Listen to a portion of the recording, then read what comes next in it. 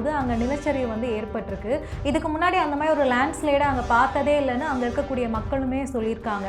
அந்த நீர்வழி பாதையில் இருந்ததுனால அந்த கட்டிடம் வந்து அதுவும் பார்த்தீங்கன்னா கச்சாவாக தான் இருக்குது பில்டிங்குமே. ரெண்டாவது அதில் நீர்வழி பாதையாக இருந்துச்சுன்னா இதெல்லாம் வந்து எனக்கு தெரிஞ்சு இது வந்து அப்ரூவ் வாங்கி கட்டியிருப்பாங்களா இல்லையான்னு தெரியல.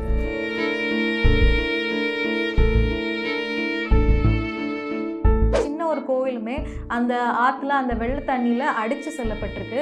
ஸோ இந்த மாதிரி நம்ம அந்த மாதிரி இடங்களில் வீடெல்லாம் கட்டும் போதுமே வீடுமே இந்த மாதிரி தரமட்டமாக அப்படியே வேரோடு அப்படியே அடிச்சுட்டு போகும். சாத்தனூர் டேமை மட்டும் அன்றைக்கி கரெக்டாக கண்ட்ரோல்டாக வந்து திறந்து விடலைன்னா இன்னும் பெரிய டிசாஸ்டர் நடந்தது. வெதர் ஃபோர்காஸ்ட்டும் பொய்யாகுதுங்கிற மாதிரி நீங்கள் நினைக்கிறீங்களா? வெதர் ஃபோர்காஸ்ட் பொய்யாகுதுன்னு சொல்லக்கூடாது. நம்மக்கிட்ட அவ்வளோ அட்வான்ஸ் டெக்னாலஜிஸ் ஃபாலோ பண்ணுறது. புயலோட டைரக்ஷனே கணிக்க முடியல, ரெயினோட இன்டென்சிட்டி உங்களால் இது பண்ண முடியும். திருவண்ணாமலை மாதிரியே திருப்பதி மலையுமே இந்த மாதிரி லேண்ட்ஸ்லைடுக்கு ஆகிறதுக்கான வாய்ப்புகள் இருக்கா? தந்தி டிவி நேயர்களுக்கு வணக்கம்.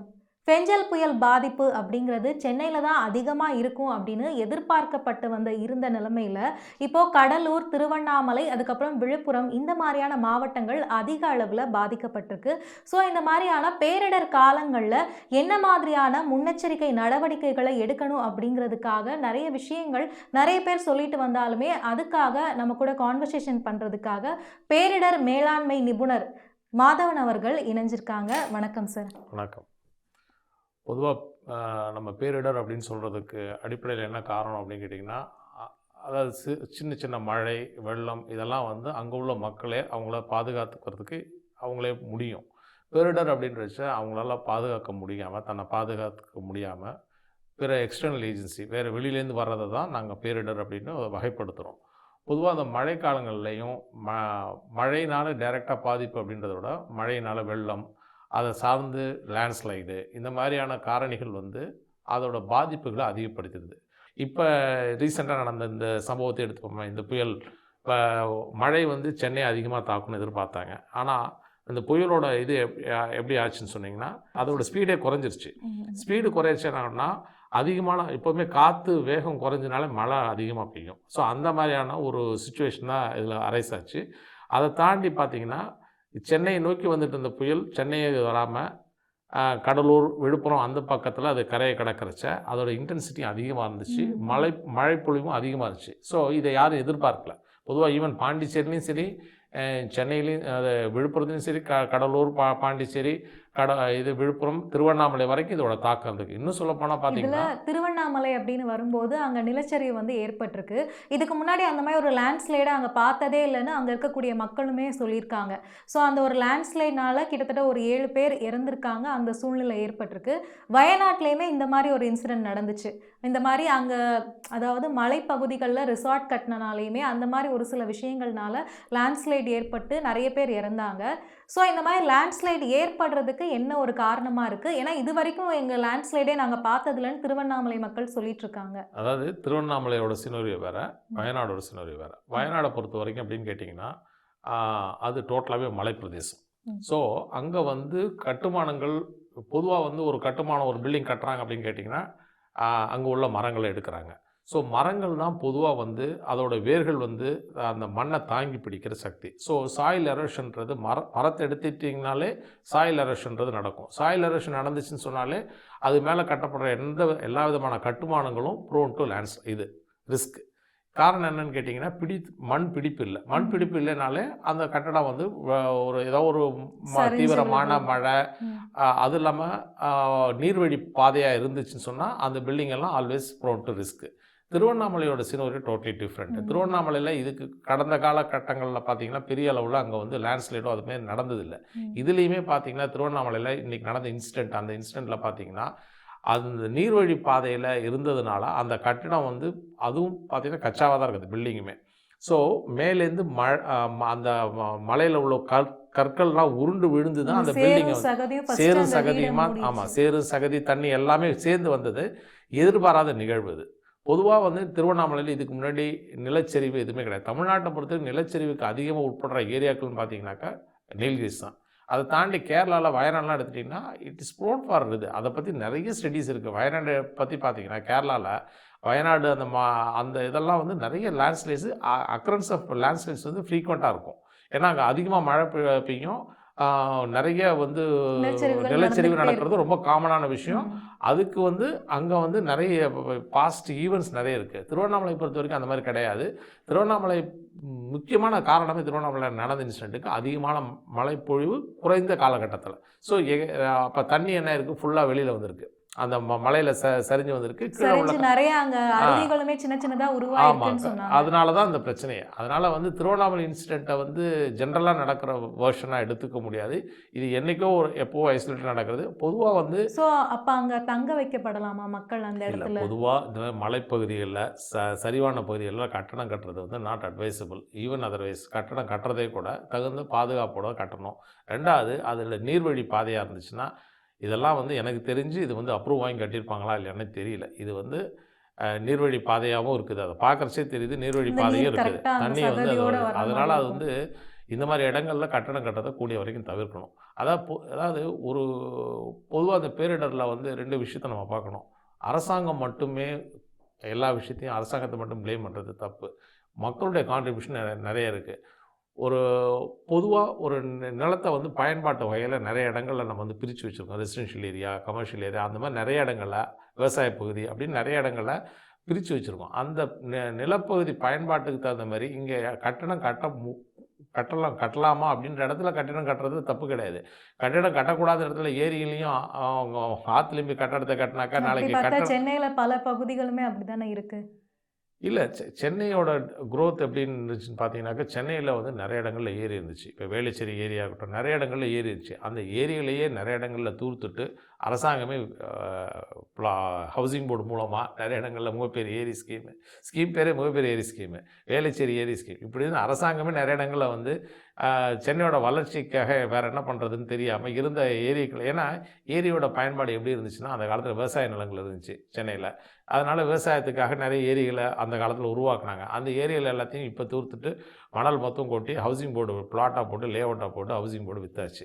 ஸோ ஏரியோட பயன்பாடு அவங்களுக்கு அப்போ இருந்தது விவசாயத்துக்கு அப்படின்னு நினச்சிட்டு இருந்தாங்க. ஆனால் ஏரின்றது இன்றைக்கி உள்ள பயன்பாடு எப்படின்னா, கேஷ்மெண்ட் ஏரியா, தண்ணியை வந்து பிடிச்சி, அதாவது மழை காலங்களில் தண்ணியை பிடிச்சி சேகரம் பண்ணுற இடமா தான் அதை பயன்படுத்திட்டு இருந்தாங்க. அந்த பயன்பாட்டை அப்படியே கண்டினியூ பண்ணியிருந்தாங்கன்னா இந்த அளவுக்கு இந்த பிரச்சனை வந்திருக்க போகிறதில்ல. அட்லீஸ்ட் ஏரியாவோட டெப்த் இருக்கு இல்லையா, அந்த டெப்த்தை இன்னும் இன்க்ரீஸ் பண்ணி அதோட கேஷ்மெண்ட் கெப்பாசிட்டியை வந்து இன்னும் இன்க்ரீஸ் பண்ணாங்கன்னா மழை காலத்தில் பெய்கிற மழையை அது வந்து பாதுகாப்பாக வச்சுருக்கோம். இதன் மூலமாக சுற்றி உள்ள ஏரியாக்களில் வந்து நிறைய இடங்களில் வாட்டர் டேபிள் இன்க்ரீஸ் ஆகிறதுக்கு ஒரு வாய்ப்பு கிடைக்கும். அந்த மாதிரி பாண்டை க்ரியேட் பண்ணுறது, இருக்கிற பாண்டை ஆழப்படுத்துறது, இந்த மாதிரி விஷயங்கள் பண்ணாங்கன்னா உண்மையிலே வந்து சென்னை வந்து இன்னும் 5-10 வருஷத்தில் ஒரு சேஃபான சிட்டியாக மாறுறதுக்கு வாய்ப்பு இருக்குது. இப்போது திருவண்ணாமலை மாதிரியே திருப்பதி மலையுமே இந்த மாதிரி லேண்ட்ஸ்லைடுக்கு ஆகிறதுக்கான வாய்ப்புகள் இருக்கா? அங்கேயுமே நிறைய கட்டடங்கள் கட்டப்பட்டு வருது இல்லையா? எல்லா இடமுமே அதிக மழைப்பொழிவு இருந்துச்சுன்னா, குறைந்த கால அளவில் அதிக மழைப்பொழிவு இருந்துச்சுன்னா, வாட்டர்வேஸ் அஃபெக்ட் பண்ணி கட்டியிருந்தாங்கன்னா கண்டிப்பாக பாதிப்பு வரத்தான் செய்யும். நீங்களே பார்த்துருப்பீங்க, திருப்பதி மட்டும் இல்லை, நிறைய மலைகளில் கட்டடம் வந்து தகுந்த ஸ்டடி, அதாவது அதை பற்றியான ஒரு ஸ்டடி பண்ணாமல் அந்த இடத்துல ஒரு கட்டடம் கட்டுறது வந்து கண்டிப்பாக தவிர்க்கப்பட வேண்டிய விஷயம். அதுக்கு அப்படி கட்டடம் தவிர்க்கவே முடியாத இடத்துல அங்கே கட்டடம் கட்டுறாங்கன்னா அந்த கட்டடத்தை அதுக்கு நீர்வழி பாதையை வந்து பண்ணாமல் தடுத்து அதை கட்டடம் கட்டாமல் நீர்வழிக்கும் சரியான ஒரு பேசேஜை விட்டுட்டு அதை வந்து ஒரு ப்ராப்பராக ஒரு கன்ஸ்ட்ரக்ஷன் கட்டினாங்கன்னா எந்த பிரச்சனையும் வராது. அந்த தென்பெண்ணை ஆறு சைடில் இருக்கக்கூடிய வராகியம்மன் கோவிலுமே, அங்கே இருக்கக்கூடிய ஒரு சின்ன ஒரு கோவிலுமே அந்த ஆற்றுல அந்த வெள்ள தண்ணியில் அடித்து செல்லப்பட்டிருக்கு. ஸோ இந்த மாதிரி நம்ம அந்த மாதிரி இடங்களில் வீடெல்லாம் கட்டும் போதுமே வீடுமே இந்த மாதிரி தரமட்டமாக அப்படியே வேரோடு அப்படியே அடிச்சுட்டு போகுமா? நிச்சயமாக. ஏன்னா உங்களுக்கு வந்து தண்ணியோட வேகத்தை வந்து நீங்கள் கட்டுப்படுத்த முடியாது. தண்ணி வந்து அவ்வளோ ஃபோர்ஸ்ஃபுல்லாக வருது. இப்போ இன்றைக்கி பார்த்தீங்கன்னா, இன்றைக்கி ஒரு பாலத்தை இடிச்சுட்டு போயிருக்குன்றாங்க, தரைப்பாலத்தையே எடுத்துகிட்டு போயிருக்குன்றாங்க. அவ்வளோ ஃபோர்ஸ்ஃபுல்லாக வரும் தண்ணி. வந்து நீங்கள் வந்து சாத்தனூர் டேமை மட்டும் அன்றைக்கி கரெக்டாக கண்ட்ரோல்டாக வந்து திறந்து விடலைன்னா இன்னும் பெரிய டிசாஸ்டர் நடந்திருக்கும். ஸோ ஏன்னா இப்போ மழை பெஞ்சதும் மழையோட அளவும் அது எந்த அளவுக்கு வேகமாக வந்து நீர் அந்த ஏரியில் நிரம்புன்றதையுமே அந்த டியூரேஷன் பார்த்திங்கன்னா ஒரு 12லேருந்து அதிகபட்சம் 20 மணி நேரத்தில் நடந்திருக்கு. மழைப்பொழிவு அதனால் கிடைச்ச inflow to the reservoir or ஏரி இதுக்கு சாத்தனூர் டேம்லாம் வந்து இன்ஃப்ளோ வந்து அவ்வளோ இன்ஃப்ளோ இருந்திருக்கு. அந்த இன்ஃப்ளோவை கண்ட்ரோல் பண்ணுறதுக்காகவே வந்து அந்த இன்ஃப்ளோ மொத்தத்தையும் டிஸ்சார்ஜ் பண்ணியிருக்காங்க. If it is not discharge in a proper controlled manner பெரிய டிசாஸ்டர் நடந்திருக்கும் அந்த இடத்துல மட்டும். அந்த 2 நாளைக்கு முன்னாடி நடந்தது பார்த்திங்கன்னா, மறுபடியும் பெரிய செம்பரம்பாக்கத்தில் எப்படி தண்ணி திறந்து விட்டாங்க. செம்பரம்பாக்கில் திறந்து விடுறச்சு உங்களுக்கு டைம் இருந்துச்சு, இங்கே டைம் இல்லை. கிட்டத்தட்ட 12 ஹவர்ஸில் நடந்த இன்சிடென்ட் இது மொத்தமே. இத்தனைக்கும் கவர்மெண்ட் வந்து ப்ராப்பராக வந்து ப்ரிகாஷனரி மெஷர்ஸாக அங்கே எல்லாருக்கும் அனௌன்ஸ் பண்ணியிருக்காங்க. இருந்தாலுமே வந்து அங்கே மிகப்பெரிய அளவில் வெள்ள சேதம் நடந்திருக்கு. காரணம் என்னென்னு கேட்டிங்கனாக்கா, மழைப்பொழிவும் தாண்டி இப்போ டேம்லேயும் தண்ணி திறந்து விடுறாங்கன்னா அதுலேருந்து 25 கிலோமீட்டர் தள்ளி தான் அந்த பாலம் இருந்திருக்கு. இந்த பாலம் உடஞ்சிருக்கு. இப்போ டிஸ்சார்ஜ் ஃப்ரம் த டேம் மட்டுமே கணக்கில் எடுத்துக்கூடாது. சுற்றி உள்ள ட்ரிபியூட்டரிஸ் நிறைய இடங்களில் தண்ணி வந்து சேரும் அந்த ஆற்றுல. அதெல்லாம் நீங்கள் கால்குலேட் பண்ணணும். அதெல்லாம் இந்த ஒரு சின்ன கால அளவில் இதெல்லாம் இவ்வளோ தூரத்துக்கு ப்ரிவென்டிவ் மெஷர்ஸ் எடுத்து இதை பாதுகாத்ததே பெரிய விஷயம் தான். அதுக்கு கால அவகாசமே இல்லை. இப்போ நடந்த இன்சிடென்ட் பார்த்தீங்கன்னா எல்லாருடைய இதுவும் எப்படி இருந்துச்சுன்னு கேட்டிங்கன்னா, இது வந்து சென்னை கிட்ட மகாபலிபுரத்தில் தான் கிராஸ் பண்ண போதுன்னு நினச்சேன். இந்த ஃபோக்கஸ் ஷிஃப்டட் டுவர்ட்ஸ் விழுப்புரம் அண்டது அந்த சைடில் வந்து அதோட ஸ்பீடு ஆக்சுவலாக வந்து கிராஸ் பண்ணது 10:30 மணின்னு சொல்கிறாங்க. But it is not so. அது கிராஸ் பண்ணாமல் அங்கேயே மெதுவாக தான் நகர்ந்துட்டுருச்சு. And it put lot of clouds also. So மழை பெய்யறதுக்கு வந்து நிறைய காரணிகள் இருக்குது. காற்று, அதை தாண்டி ஹியூமிட் கண்டிஷன்ஸ் எல்லாம் சேர்ந்து எதிர்பாராத அளவுக்கு அதிகமான மழைப்பொழிவு ஒரு ஷார்ட்டர் டியூரேஷன் நடந்திருக்கு. ஸோ அப்படி நடக்கிறச்ச நம்ம இருக்கிற எந்த இன்ஃப்ராஸ்ட்ரக்சருமே அதை வந்து விஸ்டாண்ட் பண்ணாது. ஸோ அதுதான் இந்த கேஸில் நடந்திருக்கு. முதல்ல மக்கள் வந்து எப்போவுமே எப்படின்னா, இந்த மழை அதுமாரி இதில் வந்து அவங்களுடைய பாதுகாப்பை இன்ஷூர் பண்ணிக்கணும். முடிஞ்ச அளவுக்கு அவங்களுடைய சுற்றி இருக்கவங்களுக்கு ஒரு பாதுகாப்பை இன்ஷூர் பண்ணிவிட்டு சேஃபான இடத்துல இருக்கிறது தான் நல்லது. அண்ட் கவர்மெண்ட் அட்வைசரிஸ் என்ன கொடுக்குறாங்களோ அதுக்கு மெட்டிகுலஸாக ஃபாலோ பண்ணணும். நிறைய பேர் அதை ஃபாலோ பண்ணுறதே கிடையாது. அது ரீல்ஸ் மலைப்பாங்கான இடங்கள்லையோ கடல் சார்ந்த இடங்கள்லையோ வீடுகளை அதிகமாக கட்டக்கூடாது. ஆமாம், அதில் நிறைய கைட்லைன்ஸ் இருக்குமா. நம்ம கவர்மெண்ட்டில் நிறைய கைட்லைன்ஸ் கொடுத்துருக்காங்க. எந்தெந்த மாதிரியான பில்டிங்கை எங்கெங்கே கட்டணும், எங்கே கட்டக்கூடாதுன்னு இவ்வளோ கைட்லைன்ஸ் கொடுத்துருக்காங்க. அந்த கைட்லைன்ஸை ஃபாலோ பண்ணுறது தான். ஆனால் அதையே நிறைய பேர் ஃபாலோ பண்ணுறதில்ல. இப்போ நம்ம சாதாரண விஷயம் குப்பை போடுறதுன்னு சொல்லி பேசுகிறோம். அந்த குப்பையை கூட நம்ம என்ன பண்ணுறோம், ஜஸ்ட் லைக் தட் நிறைய பேர் என்ன பண்ணுறாங்க, த்ரோ பண்ணிட்டு போயிடுறாங்க. சோஷியல் மீடியாவில் நிறைய நான் பார்த்தேன். பார்த்தீங்கன்னா உட்காந்து அந்த துப்புரவு தொழிலாளி அந்த மழையிலையும் உட்காந்து அந்த தண்ணியில் நின்றுட்டு அந்த சூட்டில் உள்ள குப்பையும் பிளாஸ்டிக் குப்பையும் தான் எடுக்கிறாங்க. ஸோ அந்த ரெஸ்பான்சிபிலிட்டி நம்மளை சார்ந்தது தானே. It is our responsibility. நம்ம தான் அதை வந்து குப்பையை டிஸ்போஸ் பண்ணுறது அப்படின்னு சொன்னால், கார்பேஜ் அப்படின்னு சொன்னால் நம்ம வீட்டுக்குள்ளே இருக்கக்கூடாது, வெளியில் எங்கே வேணாலும் இருக்கலாம் அப்படின்னு சொல்லிட்டு நம்மளோட ஆட்டிடியூட் மாறணும். ஓகே, அது பண்ணுறது. இப்போது ஃபெஞ்சல் புயல்னால நிறைய கணிக்க முடியாத பாதிப்புகள் நிறைய ஏற்பட்டிருக்கு. வெதர் ஃபார்காஸ்ட் வரும்போது நமக்கு நிறைய விஷயங்கள் தெரியும். இந்த இடத்துல மழை பெய்யும், இந்த இடத்துல புயல் அடிக்குங்கிறது ஒரு விஷயம் தெரியும். அப்படி வெதர் ஃபோர்காஸ்ட் இப்போ இருந்துமே, நிறைய மாடர்ன் டெக்னாலஜிஸ் இருந்துமே வெதர் ஃபோர்காஸ்ட்டும் பொய்யாகுதுங்கிற மாதிரி நீங்கள் நினைக்கிறீங்களா? வெதர் ஃபோர்காஸ்ட் பொய்யாகுதுன்னு சொல்லக்கூடாது. நம்மக்கிட்ட அவ்வளோ அட்வான்ஸ் டெக்னாலஜிஸ் ஃபாலோ பண்ணுறது இல்லை. அது சிம்பிளாக சொல்லணும், அதான் சொல்லணும். ஏன்னு கேட்டிங்கன்னா, இன்றைக்கி வந்து நீங்கள் வந்து வெளிநாடுகளெல்லாம் பார்த்தீங்கன்னா வெதர் சேனல்ஸ்னு நிறைய இருக்குது. யூஎஸ்லலாம் பார்த்தீங்கன்னா தே ஃபாலோ த சார்ட். அவங்க எல்லாருமே வெளியே ஒரு இடத்துக்கு ட்ராவல் பண்ணுறாங்கன்னா வெதர் சேனலில் என்ன சொல்கிறாங்க, ஏன்னா அங்கே ஒரு பெரிய it is like almost 3 times of ஒரு இந்தியன் கண்ட்ரி யூஎஸோட லேண்ட்ஸ்கேப்னு பார்த்தீங்கன்னா. ஸோ அங்கே வந்து மழை, வெயில் எல்லாமே ஜாஸ்தியாக இருக்கும். So nobody will travel without seeing the இது. அந்த அளவுக்கு அவங்க மெட்டிகுலஸாக அங்கே ஃபாலோ பண்ணுறாங்க. காரணம் என்னன்னா, இந்த டிபெண்டபிலிட்டி, அந்த அதோட என்ன சொல்கிறது, அத்தன்டிசிட்டி. அவங்க கொடுக்குற ஃபோர்காஸ்ட் அவ்வளோ கரெக்டாக இருக்கும். பட் இங்கே அவ்வளோ கொடுக்க முடியறதில்ல. காரணம் என்னன்னு கேட்டிங்கன்னா, நம்ம ஃபாலோ பண்ணுற சிஸ்டம் இன்னும் மாடர்னைஸ்டாக டெக்னாலஜி இம்ப்ரூவ் பண்ணவே இல்லை. அதுவும் இந்த தடவை வந்து நம்ம கொடுத்த ஃபோர்காஸ்ட் இல்லை, ஒரு சில நேரத்தில் அது கரெக்டாகவும் இருக்குது. இல்லை, அதுதான் வெதர் ஃபோர்காஸ்டிங் அப்படின்றது பார்த்திங்கன்னா, அன்லைக் இப்போ பார்த்தீங்கன்னா, இப்போ ப்ரைவேட் ஃபோர்காஸ்டர்ஸ்லாம் நிறைய பேர் இருக்காங்க. நிறைய பேர் ஃபோர்காஸ்டிங் கொடுக்குறாங்க. பட் அவங்களுக்கு ரெஸ்பான்சிபிலிட்டி கிடையாது. அவங்களுமே கீழே ஒரு சின்ன டிஸ்க்ளைமர் சொல்லிடுறாங்க. ஸோ அவங்க என்ன சொல்கிறாங்க, எங்கள் அட்வைசரி எடுத்துங்க, அதை தாண்டி ஐஎம்டி சொல்கிறதோ கவர்மெண்ட் சொல்கிறதோ எடுத்துங்கன்னு சொல்லிடுறாங்க. ஏன்னா அவங்களுக்கு ரெஸ்பான்சிபிலிட்டி கிடையாது. ஆனால் அவங்க கொடுக்குற ப்ரொடிக்ஷன்ஸ் அளவு கூட இவங்களால் கொடுக்க முடியல. காரணம் என்னென்னு கேட்டிங்கன்னா, இவங்ககிட்ட இருக்கிற லிமிட்டட் ரிசோர்ஸஸ் ஒன்று. ரெண்டாவது, ஒரு புயல் மழை அப்படின்றதுல வந்து வெறும் இந்த நிறைய பேர் இப்போ என்ன ஆயிடுச்சுன்னு கேட்டிங்கன்னா, everybody they have a mobile app, Windy அந்த மாதிரி நிறைய ஆப்பை வச்சுட்டு each and every person nowadays வந்து ஃபோர்காஸ்டர் ஆகிடுறாங்க. அவங்களே வந்து இது இப்படி தான் ட்ராவல் ஆகுது, இங்கே மழை பெய்யும் அப்படின்ற அளவுக்குலாம் இன்றைக்கி இருக்காங்க. பட் அது மட்டுமே வந்து ஒரு ஒரு நேச்சுரல் ஃபினாமினா இது.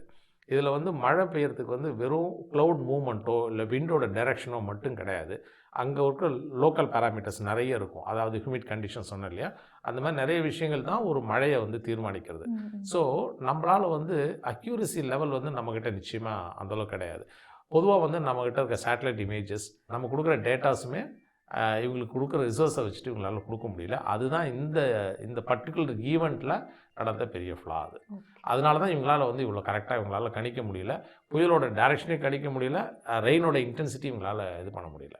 ஸோ இது வந்து டோட்டலாகவே வந்து ஃபெயிலியர் இந்த கவர்மெண்ட்டா அப்படின்னு சொன்னீங்கன்னா, அது வந்து இட்ஸ் எ நேச்சுரல் இது ஃபினாமினா. அதில் வந்து இவங்களோட அக்யூரசி லெவல் அவ்வளோதான். பேரிடர் மேலாண்மை காலங்களில் அரசும் மக்களும் எந்த மாதிரியான முன்னெச்சரிக்கை நடவடிக்கைகளை எடுக்கணும் அப்படிங்கிறத பேரிடர் மேலாண்மை நிபுணரான மாதவன் அவர்கள் சொன்னாங்க. ரொம்ப நன்றி சார்.